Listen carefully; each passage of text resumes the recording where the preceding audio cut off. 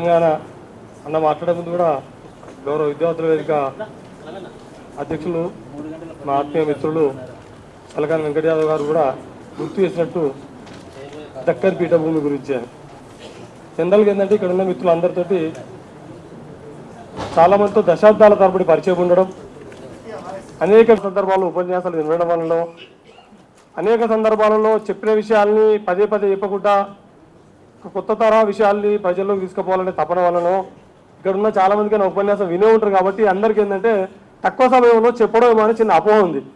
దానికి నేను ప్రతి జనవరి 1 తారీఖు నాడు కానీ నా నవంబర్ 8 పుట్టినరోజు నాడు కానీ 2 విషయాలు కీలకంగా నిర్ణయం తీసుకుంటా. ఏదో ఒక నిర్ణయం తీసుకుంటే దాన్ని ఖచ్చితంగా అమలు చేస్తా. అట్లా ఈ జనవరి 1 నాడు నిర్ణయం తీసుకున్నది ఏంటంటే చెప్పడం తక్కువ చేసి వినడానికి ఎక్కువ ప్రాధాన్యత ఇవ్వాలని, విధిగా సమయపాలన పాటించాలని నిర్ణయం తీసుకున్నాం. కాబట్టి ఖచ్చితంగా ఆ క్రమశిక్షణలో నాకు తెలిసి మొత్తం తెలంగాణలో ఇప్పుడు బతుకునే అట్లా ఓ 18 ఎన్కౌంటర్లలో ఉండి ఓ సంవత్సరం పాటు జైల్లో ఉండి ఇంత క్రమశిక్షణ జీవితం గడుపుతున్న వాళ్ళు నాకు తెలిసి నాతో పోటీపడేవాళ్ళు తెలంగాణలో ఎవరు ఉండరు. కాబట్టి మిత్రులారా, నాకు ఇచ్చిన సబ్జెక్టు పశుపాలకులు, నాగరికత. నాకు చెప్పేటప్పుడు అధికారం అన్నారు. ఇప్పుడు అది ఏదనుకున్నా విషయం ఏంటంటే పశుపాలకుల యొక్క చరిత్ర ఏంది. ఇంతకుముందు చెప్పేట్టుగా గతం గురించి తెలియకపోతే వర్తమానంలో మనమేందో కూడా తెలియదు. నేను ఎవరో తెలవాలి అని అంటే నేను ఎవరు, నేను శ్రీహరి అంటే శ్రీహరి యాదవ్, ఇంకా అంటే పెద్దగొల్ల సాయన్న మన్మన్ని, పెద్దగొల్ల బాలే పెద్ద కొడుకులు, ఇంకా కస్తూర్పల్లె, ఇంకా సిద్దిపేట జిల్లా తెలంగాణ రాష్ట్రం, ఇంకా ఇట్లా పోతుంటే ఎక్కడనే వస్తుంది భారతదేశం అని కదా. కానీ ఇవి ఏవి చర్చకు రాకుండా మనల్ని లాంగ్ జంప్ కొట్టిపించి దేశాన్ని ప్రేమించు, ఈ దేశం మాతృభూమి స్వర్గంతో సమానం అని ఈ మిగతా అస్తిత్వాన్ని మొత్తం అంతం చేసి నీ మొత్తం జీవన విధానాన్ని, నీ పరిసరాలని, నీ పూర్వీకుల్ని, వర్తమాన నీ జీవితాన్ని, పూర్వోత్తర అన్యాయాల గురించి వర్తమానంలో నువ్వు సోయి వస్తే తమన నీకు భవిష్యత్తులో నువ్వు ఎక్కడ నిలదీస్తావు అని ఇవన్నీ మత్పరిచుడు చేసేటటువంటి కుహన పెట్రియాటిజమే దేశభక్తి. దాన్ని చెప్పడం కోసమే నేను పశుపాలకులు దక్కన్ పీఠభూమి అనే విషయాన్ని నేను 2009 వరకు అమేపేటగా నేను వేరే భావజాలంలో పెరిగిన. ఇంతకుముందు సింహాద్రి సార్ కూడా చెప్పాడు ఒక రకంగా డిమాండ్ చేసామని. దానికి సంబంధించి వినడానికి ప్రయత్నం చేయండి. నేను తీసుకున్న నిర్ణయాన్ని మీరు అమలు చేయండి. అట్లా మొత్తం మానవ సమాజానికి సంబంధించి మనకు మానవ నాగరికత అభివృద్ధికి సంబంధించినటువంటి చెప్పడంలోనే మన చరిత్రని వక్రీకరించి దాని మీద మన్ను కప్పారు.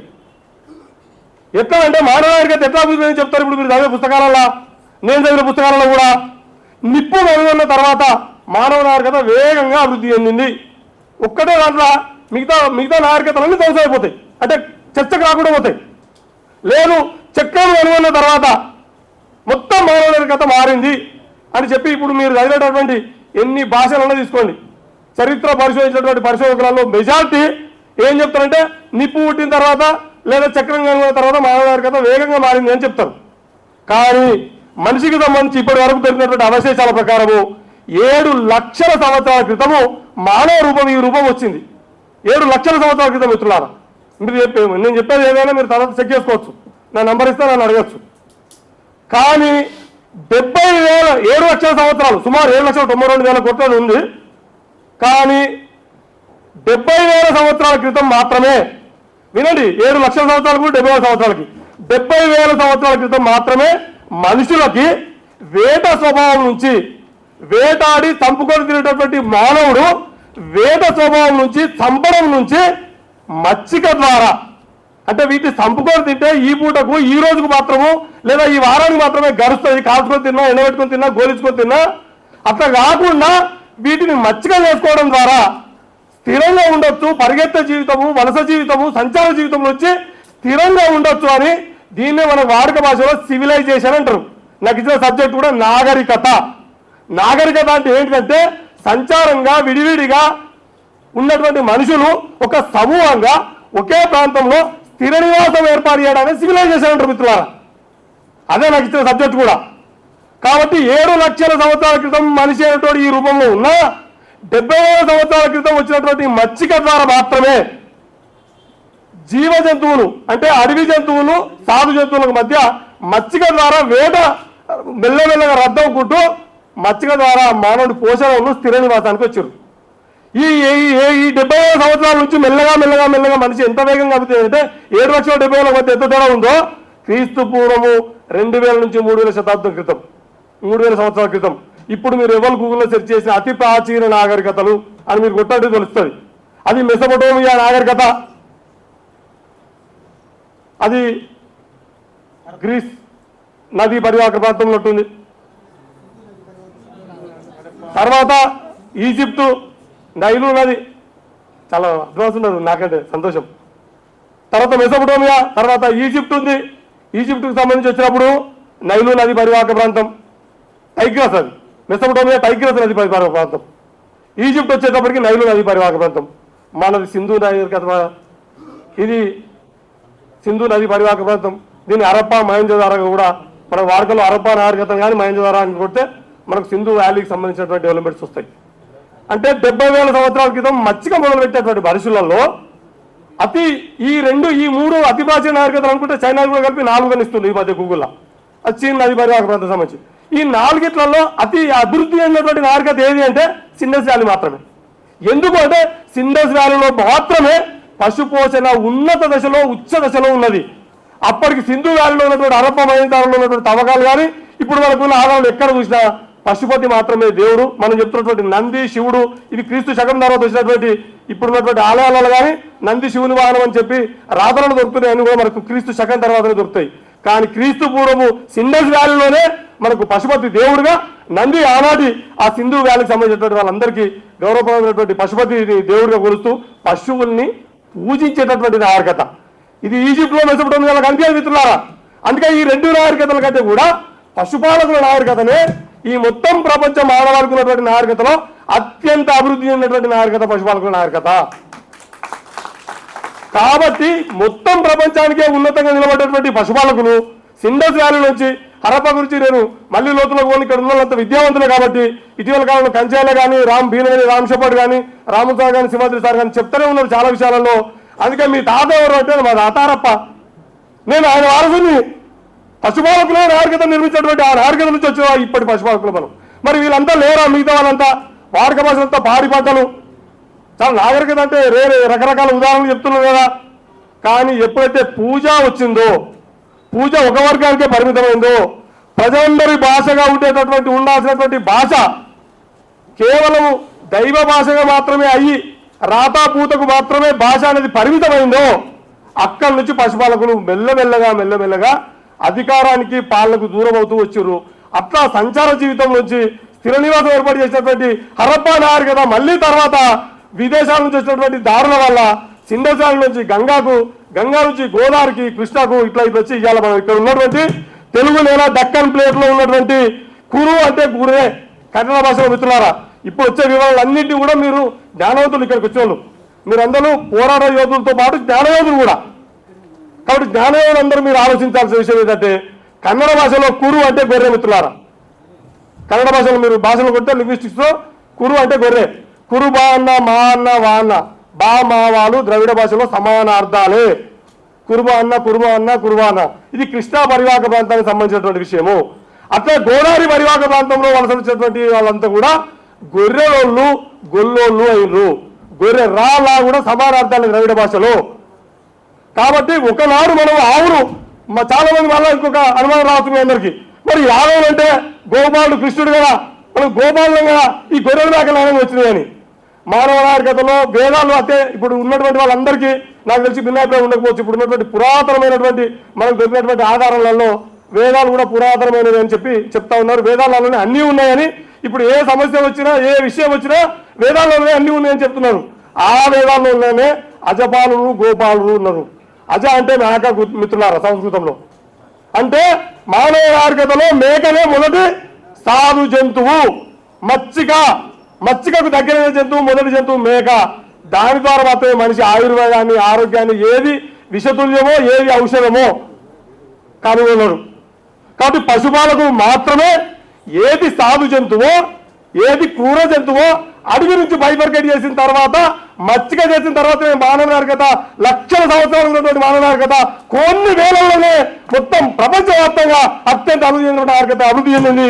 అది మచ్చిక ద్వారా మానవ నాగరికత పశుపాలకు అభివృద్ధి చేయడం ద్వారా మాత్రమే మిత్రులారా. కాబట్టి ఇంకో విషయం ఏంటంటే మిత్రులారా, కేవలము ఓ అడవి జంతువు క్రూర జంతువులు మాత్రమే వేరు చేసిన మాట లేదు. అడవిలో ఏది ఔషధమో ఏది విషయమో చెప్పినాం, ఇవి మాత్రమే చెప్పి ఊకలు మిత్రులారా పశుపాలకులు. ఇవాళ ప్రపంచవ్యాప్తంగా ఉన్నటువంటి ప్రవక్తలు అందరూ కూడా who was not shepherd there was no prophets ఉంటుంది మిత్రులారా. మొదటి ప్రవక్త నుంచి మీరు ఇప్పుడు ప్రపంచంలో అత్యధిక జనము ఉన్నటువంటి ఎక్కువ జనం ఉన్నటువంటి మతం క్రైస్తవ మతం అనుకుంటే యెహోవా గొర్రెల కాపరి అని గొర్రెల పాకేందు క్రీస్తు జన్మించారు అని ఉంటుంది. ఇది మొదటి బైబిల్ అయినా రెండో బైబిల్ అయినా మిత్రులారా, మీరు చెక్ చేసుకోవచ్చు తీవ్రంగా. అట్ ది సేమ్ టైం ప్రవక్తలు మొదటి ప్రవక్తకు సంబంధించినటువంటి ఈ ఇస్లాం తర్వాత క్రైస్తవం కంటే కొద్దిగా ఎక్కువ జనం ఉన్న ఇప్పటికి కూడా ప్రపంచవ్యాప్తంగా ఇస్లాం సంబంధించినటువంటి ప్రవక్తలందరూ కూడా పశుపాలకులు. కాబట్టి ఈ భావం వచ్చింది who was not shepherd there was no prophets అని. మన దగ్గరకు వద్దాం. మన గీతలు అందించినటువంటి అంటే ఏది మంచిదో ఏది చెడ్డదో ఏది క్రూర జంతువో ఏది సాధు జంతువుతో పాటు ఏది ఔషధమో ఏది విషముతో పాటు ఏది జ్ఞానమో. జ్ఞానం అంటే మిత్రులారా తెలివి మాత్రమే కాదు, మానవులకు ఉపయోగపడి మానవుని నైతికంగా నిలబెట్టి సమాజానికి అండగా నిలబెట్టినటువంటి మనిషిగా తయారు చేయడమే నిజమైన జ్ఞానం మిత్రులారా. అట్లాంటి జ్ఞానాన్ని అందించినటువంటి జ్ఞాన యోధులందరూ కూడా పశుపాలకులే. గోపాలకృష్ణుడు ఎవరు? కృష్ణుడి బొమ్మని ఎక్కడన్నా మనము గోవులే కూడా చూడగలుగుతామా? అట్లా ఇటీవల కాలంలో ఇంకొక చరిత్ర కాడికి నాగరికత కాడికి వస్తే ఇప్పుడు ప్రస్తుత విషయం కాడికి వద్దాం. సరే ఊకే గతాన్ని చెప్పుకొని మా గతమంతా ఇంత గొప్పది, మా తాతలు ఏదున్నారు మామూదులు వాసన చెప్పలేనా, కానీ మనం కూడా ఎప్పుడైనా నెయ్యి తాగినవా అని ఆలోచించుకుంటూ వస్తే ఇప్పుడు ఏం చెప్తారు? మొన్న నాకు సందర్భాల గురించి ఒక చర్చ ఉంటుంటే మిత్రులారా, నేను చాలాసార్లు విన్నా. వీళ్ళంతా రకరకాలు చెప్తుంటారు, నేను వాళ్ళని విభేదించట్లేదు. ఉన్నవాడిని విభేదించడం మనం పని పెట్టుకుంటే అన్న చెప్పినట్టుగా చాలా రోజులు కమ్యూనిస్ట్ పార్టీలో పనిచేసి వచ్చాం, వాళ్ళకి అదే చెప్తారు ఎప్పుడు విమర్శలు చేయాలని. నేను అది పనిచేసి పాజిటివ్ తీసుకురావాలని నిర్ణయించుకున్నాను. కాబట్టి ఎవరిని ఇది ఎందుకు సాగర్ చేస్తారని శ్రేష్ఠులను విమర్శించడం కాదుగా మనం స్టార్ట్ చేస్తాం. దున్నపోతులకు సంబంధించినటువంటి విషయం కాడికి వస్తే దున్నపోతు ఎప్పుడు మానవారు కదా మనుషులకు దగ్గరైంది. అది అత్యంత క్రూరమైన జంతువు. దాని దక్కన్ పేరులో మాత్రమే ప్రపంచంలో ఎక్కడ దున్నపోతు సాధ్యం కాదుతున్నారా. ఇప్పుడు నేను చెప్పా ఈజిప్టు మెసోటోమియా అంటే ఉన్నటువంటి ఇరాన్ ఇరాక్ ఈజిప్ట్ అంటే మీకు తెలుసు. కాబట్టి ఎక్కడ కూడా దున్నపోతు సాధ్యం కాదు, ఓన్లీ దక్కన్ పేరులో మాత్రమే ఉన్నది. దాన్ని మనం చెప్పుకోవడానికి ఏం చెప్పినామంటే అడవి జంతువుని సాధు జంతువులు మార్చినటువంటి యాదవుల వీరత్వానికి శౌర్యానికి ప్రతీక మా కథ ఇస్తానని చెప్పినాం. ఆ తర్వాత ఇలా అన్ని కొన్ని అసలు స్టార్ట్ అయ్యాయి. నేను ఫస్ట్ స్టార్ట్ చేసినప్పుడు చాలా మంది నవ్వి వాళ్ళ వచ్చాను కూడా అందరూ కూడా అన్నారు ఏ కొత్త చెప్తుండే సాధన గురించి అని. కానీ మనము ఏం చెప్పదలుచుకున్నాం మిత్రులారా, ఒకటి చరిత్ర గురించి చెప్పాల్సుకుంటే చరిత్ర నేరుగా ఎవరికి మన పుస్తకంలో పాఠ్యాంశంలో రాసుకున్నంత ఈజీగా చరిత్ర ఎవరికి దొరకదు. కానీ చరిత్రలో పరిణామాన్ని చూసి మనం జాయింట్ చేయాలి. వాటి చుక్కల ముగ్గులు వేస్తారు మా అక్కలు, అంటే మొగలు ముగ్గులు వేరు కాబట్టి అక్కలు వస్తున్నా. చుక్కల ముగ్గులు ఎట్లా వేస్తారంటే ఏ చుక్కకి ఎట్లా కలపాలో ఏడ ఎట్లా తిప్పితే అట్లా తిప్పితే అది ఎంత మంచి ముగ్గు అందంగా ముగ్గు తయారవుతాం. గట్టే చరిత్ర అనే చుక్కల్ని కూడా చుక్కలు అంటే సంఘటనలన్నీ కూడా మనం పేర్చి ఒక లైన్లో మార్చి ఇప్పటికి ఏమి ఉపయోగపడుతుంది అని చెప్పాలి. గది చెప్పడం కోసం నేను ఈ బైక్ తీసుకుని ఇవాళ కావాలని. ఇవాళ ఏంది మరి అంత ఘనకీర్తి కలిగి మొత్తం ఆర్గనైజ్ ఛానల్ మనం ఇవాళ ఏడున్నాం. ఒకనాడు యుద్ధం రాజ్యం వీరమోజ్యం అంటే ఎవడు బలవంతం అయితే అది రాజ్యం. ఆయన మార్గం వల్ల అధికారవాది మిత్రులారా ఫస్ట్ చరిత్రలు కొట్లాడుకున్నారు, తర్వాత గదలు వచ్చినాయి. కొద్దిగా దూరం గదల మీద బాణమోడు గెలిచాడు, బాణం మీద తుపాకోడు గెలిచాడు, తుపాకి మీద ఇప్పుడు మెదడు జ్ఞానం ఉన్నోడు గెలుస్తాడు. కాబట్టి మనము ఉత్తరం కాదు, ఈ మొత్తం మానవికతను మనం ముందు తీసుకొచ్చిన మిత్రులారా. మనకైతే మించిన మెదడు ఎవరికి లేదు. మనం ఈ మెదడు యుద్ధం అవుతుందో ఈ శాస్త్రీయ జ్ఞాన యుద్ధం అవుతుందో ఇంకా మనం ఎవరికి తక్కువ అని చెప్పడం కోసమే నేను చెప్తున్న మిత్రులారా. జ్ఞానమైనటువంటి పశుపాలకులు దక్కన్ పెట్టు మానవ సమాజాన్ని అంతిమంగా ఇండియా ఉపఖండాన్ని ఏలడం కోసం మీరందరూ భాగస్వామ్యం కావాలని, ఈ జ్ఞానం నిజమైనటువంటి మళ్ళీ ఇంతకు చెప్పినట్టుగా సమాజానికి ఉపయోగపడే నైతికతతో కూడిన ప్రతిభ ఉండాలి. జ్ఞానము మళ్ళీ చెప్తున్న మిత్రుల తెలివి మాత్రమే కాదు, బట్టి పట్టడము ఘటనలు చెప్పడము డేట్లు చెప్పడం కాదు. ఇప్పుడు ఉన్న స్థితి కంటే ఒక్క అడుగులో ఈ మానవ సమాజం మనుషులందరూ మానవీయంగా ఉండగలిగి ఒక మనిషిని తోటి మనిషిగా గుర్తించి మనుషులందరికీ సంపద మీద అవగాహన కలిగించినప్పుడు మాత్రమే నిజమైనటువంటి నైతికత అవుతుంది.